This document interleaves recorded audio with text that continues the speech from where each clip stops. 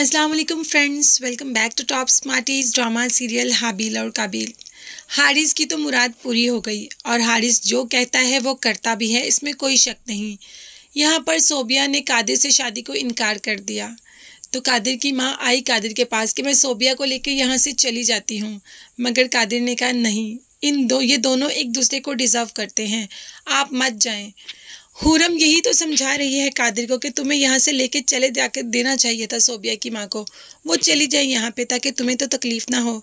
मगर यहाँ पे कादिर का जवाब था कि ये दोनों एक दूसरे को डिज़र्व करते हैं, एक दफ़ा इन दोनों की शादी तो होने दो, फिर हम देखते हैं कि होता क्या है। और सोबिया यहाँ पर जैसे ही सुबह मॉर्निंग में ड्राइंग रूम में आती है तो यहाँ पे मामू मामानी बहुत ही साफ बात कर देते हैं कि देखो सोबिया, मैं तुम्हारी शादी हारिस से तो बिल्कुल भी नहीं करवाऊँगा और अब मैं तुम्हारी शादी कादिर से भी नहीं करवाऊंगा।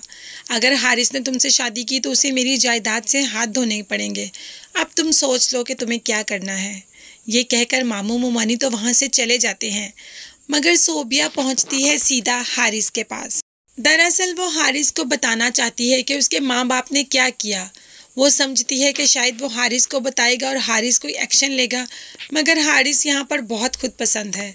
जैसे ही सोबिया ने कहा कि मामू मुमानी ने मेरी इंसल्ट की और मैंने बर्दाश्त किया, तो हारिस का कहना था मैं हूँ ही इतना चार्मिंग, मैं हूँ ही इतना डैशिंग कि कोई भी लड़की तुम्हारी जगह पे होती तो वो ये सब बर्दाश्त करती, तो तुम्हें भी बर्दाश्त करना होगा।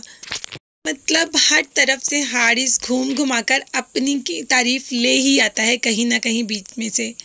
अभी तक तो सोबिया को ये बात समझ नहीं आ रही, मगर आगे आहिस्ता आहिस्ता सोबिया को सब समझ आ जाएगा। कादिर को तो उसका बाप यूएस से भेजना चाहता है अपने दोस्त के पास, मगर कादिर इस बात के लिए बिल्कुल भी रजामंद नहीं। वो हालात का डटकर मुकाबला करना चाहता है, उन हालात को देखकर, बिगड़े हालात को देखकर यहाँ से भागना नहीं चाहता।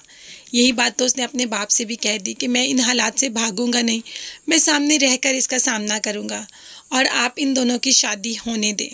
हुरम जैसे ही घर आती है सामने उसका सामना हो जाता है हारिस से और सोबिया से।